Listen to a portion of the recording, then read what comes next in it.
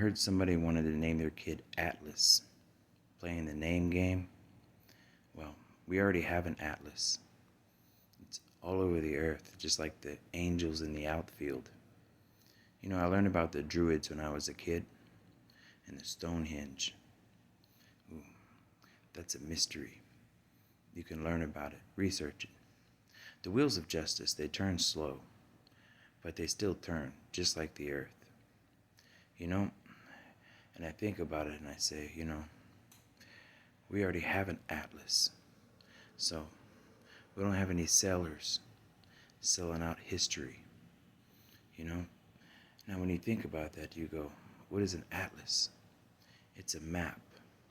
Just like the Klim family from up in the mountains. They have a team down in the valley in South Carolina called the Clemson Tigers. In World War II, we put tigers on the airplanes. Get it? We already have an atlas. We already have a history. Now, if you want to change that history, like you're a bunch of sellers in Texas, well, that's why you're out there in the desert with a farm with no crops. So, when Judge Crawford said, "You're going to Texas with this pretend kidnap kid thing you got set up? You're going to Texas? It's like a whole other world over there."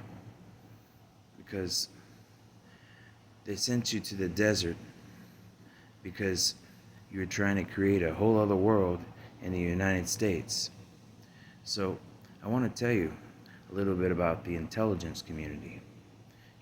When we saw that happening, there's this town, and they said, there's this town.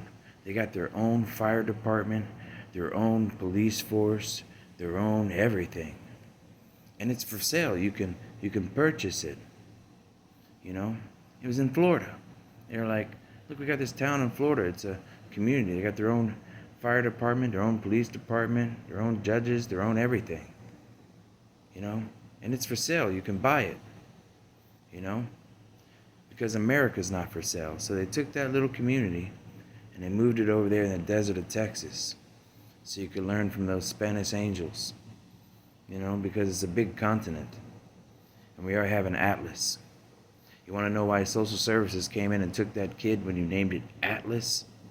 Because, well, if you're that far in outer space, we also got a space museum. You can see those rockets, they launch like Atlas into outer space, because if that's where your brains are, well, this is your wake-up call.